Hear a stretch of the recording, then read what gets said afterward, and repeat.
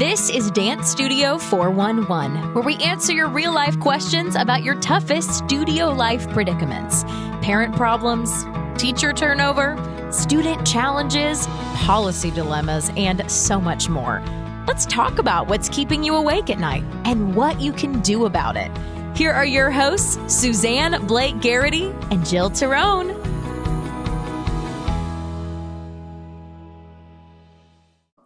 All right, well, welcome to our Dance Studio 411 podcast. Today, our special guest is Miss Cynthia King, whom I am grateful to have been a friend of in this small world of dance for, at least over a decade, back in our days of early dance teacher summits. And Cynthia, I just have learned so much from you, and I'm really grateful that you're going to share with our listeners some awesome virtual meet and greet tips and all the other things you're learning through this virtual dance world. So thanks for being here. Thanks for having me, Suzanne. It's always fun to talk to you and everybody from DSO. Oh, awesome. So I know that our listeners have a link, and I know you shared a video. We're going to talk about that too. They can read your bio, but I always think it's nice when our listeners can kind of hear your dance story so they know what got you to this point, if you could share with us. Well, I've been dancing for many, many moons, and I opened a studio near where I live in Brooklyn, actually right after 9/11. That was kind of my inspiration for being close to home. And I, about 5 years ago, expanded and was able to design my own performance/dance studio, performance space as well. So it's just been, it's been so exciting. I wanted to be near my home too for, having kids and being in the neighborhood. So, it's been working out great. This is our 19th year in that, in the neighborhood. And, before that, I taught in a lot of different places and in the school system for a little while, and just grateful to be close to home and thriving somewhat. Exactly. Right through this all. Oh my gosh. Well, and I mean, you started your studio right after 9/11. So you've lived right in the heart of a crisis. And I know that many of us have been saying to ourselves, and I shared that with you when we connected, gosh, we've been through some hard things, but this global pandemic has ratcheted up a level of hard that we never thought we would have to endure. And so, they say through tough times, we get innovative and creative. And there's some days when I feel like, oh, will it ever end? I do hope this is a distant memory, but in the meantime, we have to keep our businesses going. We just have to. So, you are always an innovator, especially, and you're so passionate about the work you do. That's the social awareness. And I love that about you. I've learned so much. And so, what kind of thoughts went through your head when you realized you had to run your dance studio virtually? Like, how did you pivot quickly? Well, luckily I have an amazing team, and some of the admin people sort of jumped in quick and set up all, just said, okay, we looked at all the different ways we could do it, and we set up Zoom within a week. We had our entire schedule operating, and, I'm grateful for them, certainly for leading that. But we just kind of like put one foot in front of the other, and we're actually lucky that we can continue, because there are certainly a lot of businesses that couldn't do anything. So, it was that or nothing. And most of the dancers, I was very impressed with the kids and the families and their ability to just roll with it. And I guess, nobody really had a choice. So. Yeah, here we are. Yeah, exactly. And I noticed, so this is the time of year when we would be really ramping up our marketing we are trying to enrollment for our new dance season. And of course, open house events and getting, trying dance class or these dance sampler weeks are out the window, as we say. I understand that many of our listeners, some are in states and areas of the world where reopening is fine. You can be in person to a certain extent, but then there's still whether you're open in person or not, there's a segment of our population that's not comfortable going out. So you created this great concept of the virtual open house or the meet and greet. So I'm excited to learn, like, what popped in was that a shower moment, or how did you figure that out? Well, I mean, we do this anyway. We do what we call inside the house. We call it an eval, but we call it a tour and meeting. So in enrolling people, they still do come in one-on-one. We meet with people. So it's kind of just very similar of course we do bigger open houses and trial classes and things like that. But it seemed like we wanted to try to figure out a way to keep these one-on-one meetings happening, which is, Zoom is perfect for that, really. So we just, expanded. We put them on Calendly, which is such a great tool.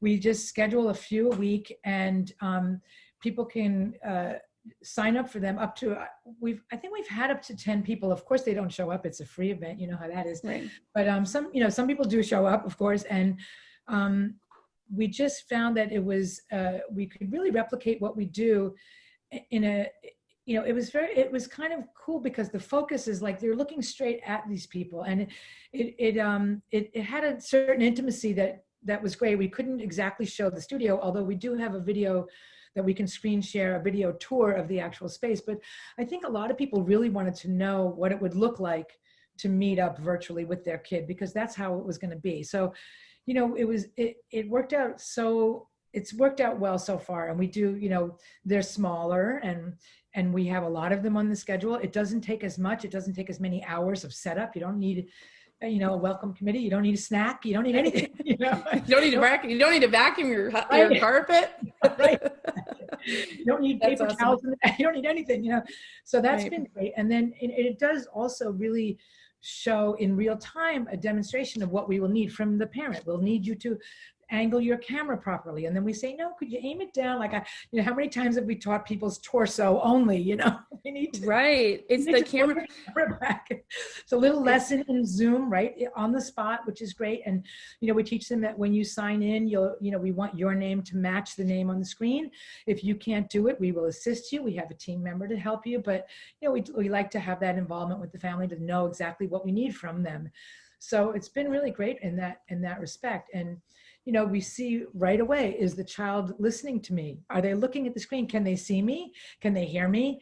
Will they follow what I do? And it's great because the parent is right there. They're seeing exactly what it's going to happen when they register for a class, at least for now.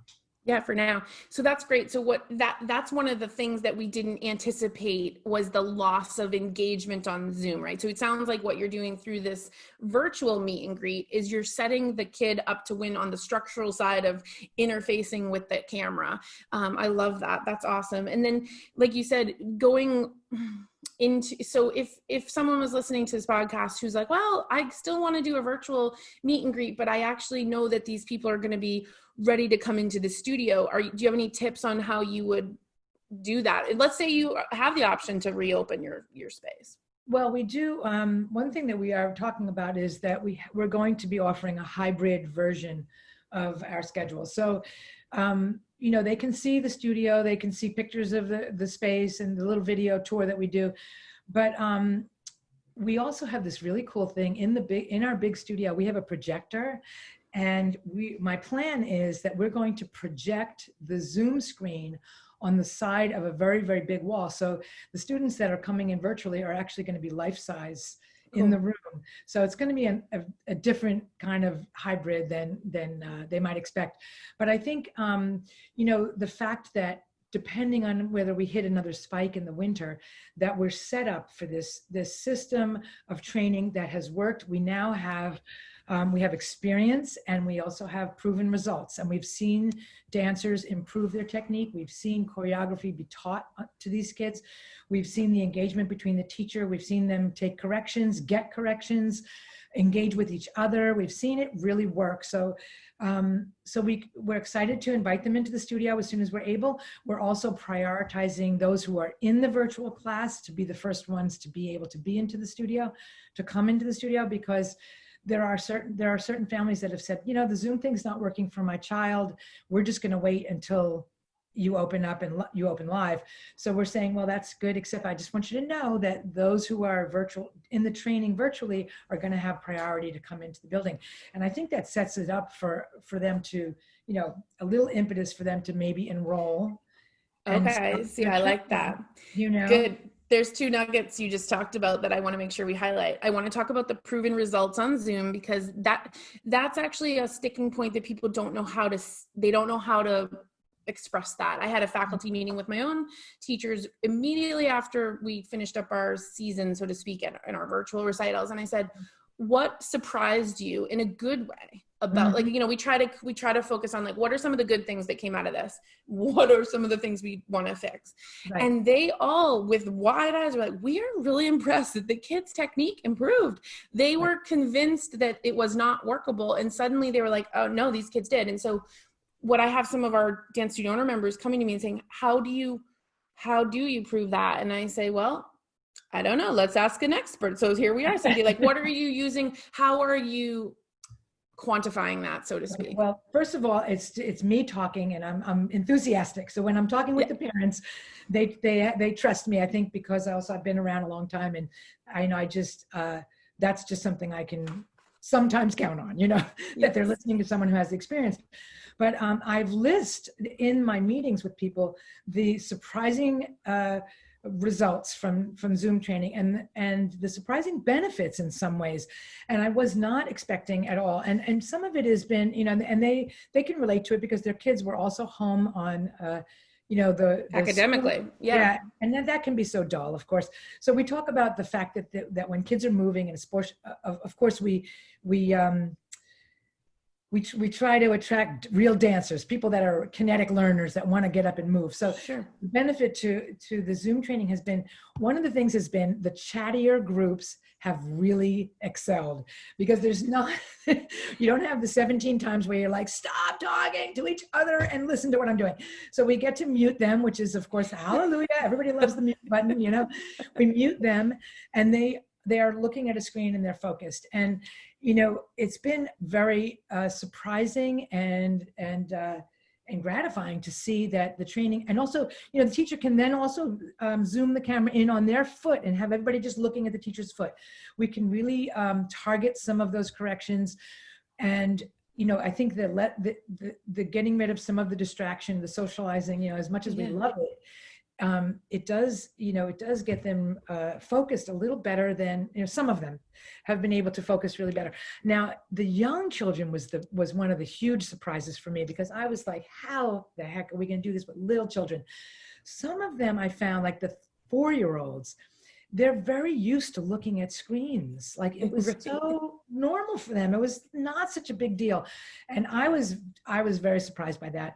They did learn choreography. They were able to listen to music. They were able to do a lot of repetitive practice. It was quite amazing to me to see the young ones. I think I'm a little wondering how the newer ones will come in, because those kids, of course, they were there since September, so they did have the format already of listening to the teacher. But I have met with some young students, and I've met with some that have not, that it is not an appropriate match because whether there was too many people in the room with them, or we've also actually we've come up with an idea where if the child is too young or not quite able to follow along, we've had an option where they can enroll in the class, but they need to have their camera off. So they can watch what's happening, and the family member can, they're on mute, their camera is off, so it's not a distraction to my screen, but the family can coach them, and and then they can it's like they're participating participating in the class without the distraction of you saying, oh, this is a hot mess and it's not going well, but they're at least, it's like trying. And it's good for us, of course. Financially, it's better. We can collect tuition from them. Right. We're offering them, especially a family who's very eager to get started. And then it's on the mom to get that child to sit and try to do that. Along. I love that. Yeah, that's good. But I do think there's benefits. And I think also the fact that you can establish, it's difficult. So if we can establish that someone can train with us virtually, we certainly know that when we come in the room, they'll be ready to go. And they'll also be ready to go if they have to go back to the virtual classroom for a while. And that's, if we're listening to this, and this is called the insurance policy that we all need to have, is be flexible in all aspects of this business right now. And that is the takeaway. As I watch every state's government outroll the school plans too, I'm kind of drawing some of the language they're using from that. And I want to get into that because this whole makeup policy, kids being sick, I'm sure that on these virtual meet and greets right now, parents are probably asking you questions that you never thought you had to answer before, which is, what if they are immune compromised or someone at home works on the front lines? Like, have you had any interesting questions like that come up? Well, I've had certainly a lot of people that are like, I'm not coming out until there's vaccine. I'm just, that's how we're doing it. So it's great for us to really show, and I was just going to sort of tag along to the last thing I was talking about. When you're doing these virtual meet and greets, you're showing the tone of the training. So when I say, okay, I'm going to look at your dancer now, I'm going to see them from their head to their toe, and then I give them a correction. And I say, okay, your arms are a little stiff. Can you make them in a more round shape? And then I get in close and I look at the child, and, and I tell the parent, your child's going to have their hair tied back for this class. I would like them in, if they don't have a leotard, that's my son. He's a teacher. So yeah, we share the studio sometimes. We like one class goes and the next one. It's a family affair. I love it. It is. So, so we do, so I think it's a great opportunity to show the tone of your training and the level of what your expectation is.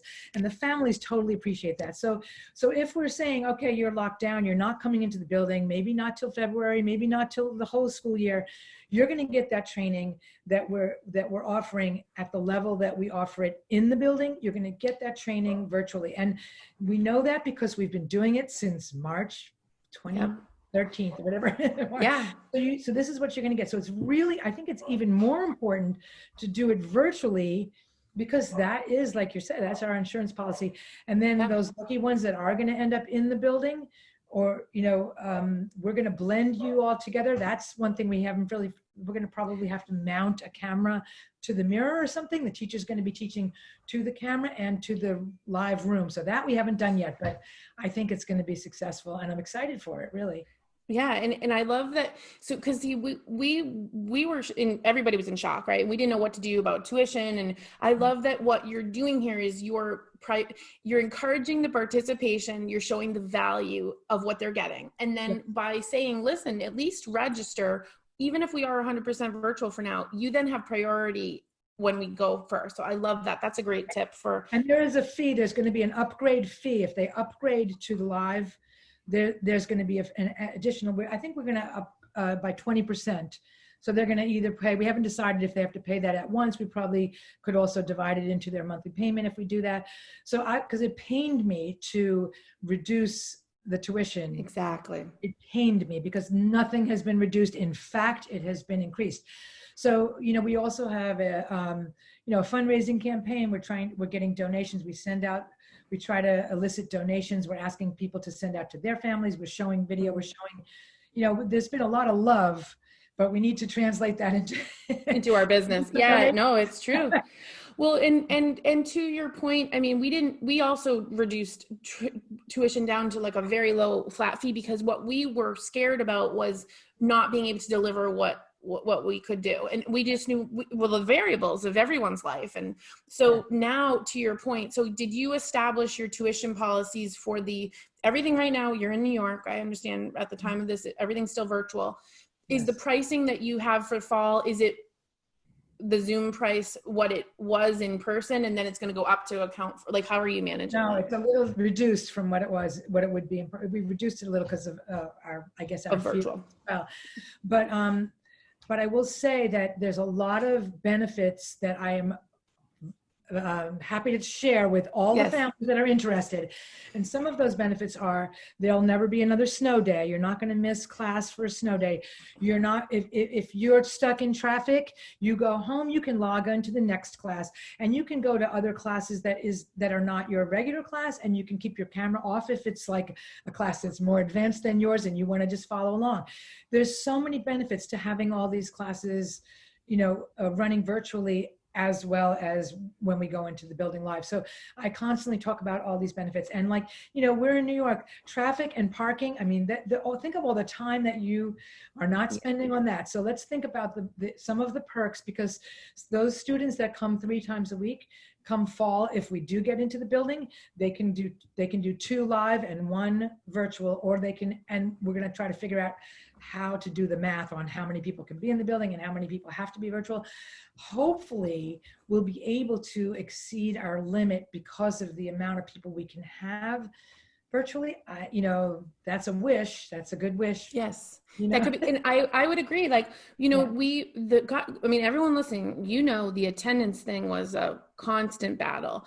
Yeah. Hallelujah. We have options now.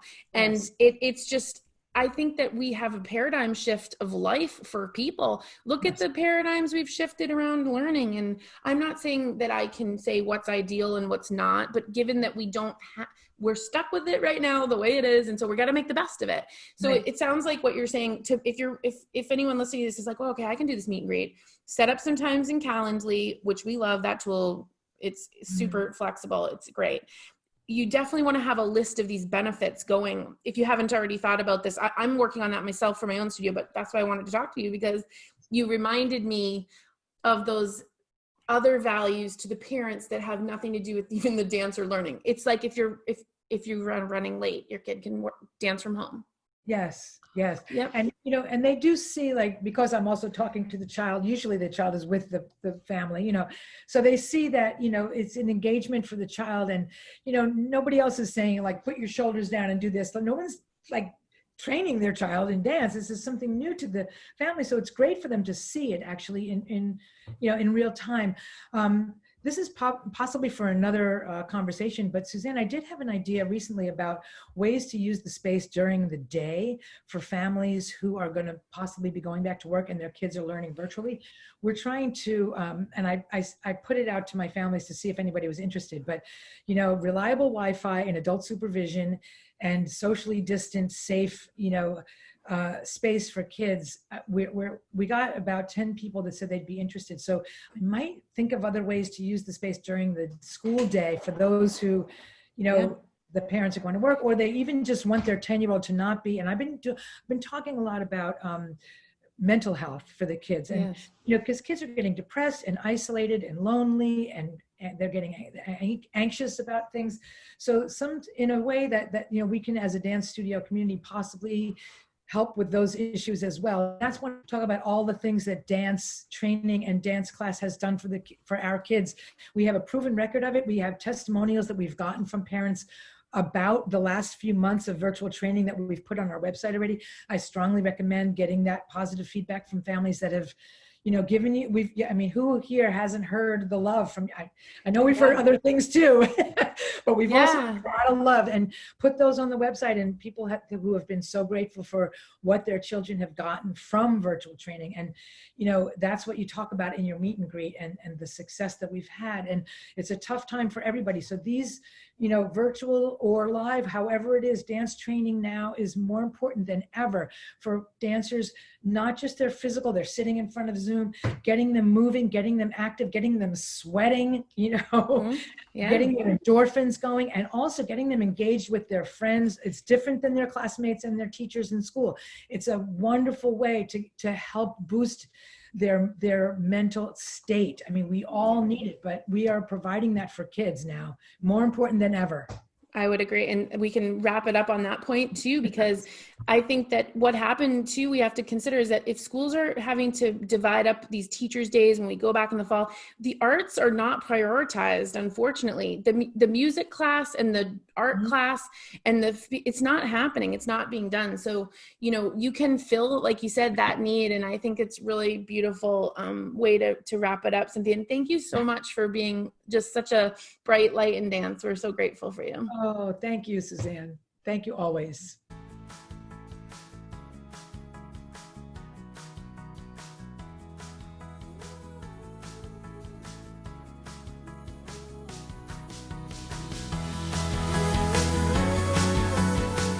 Thanks for listening to this episode of Dance Studio 411. Visit us online at dancestudio411.com for more great resources and to submit a question for a future episode. Our number one goal is to help you build a successful dance studio business and keep your passion for dance alive.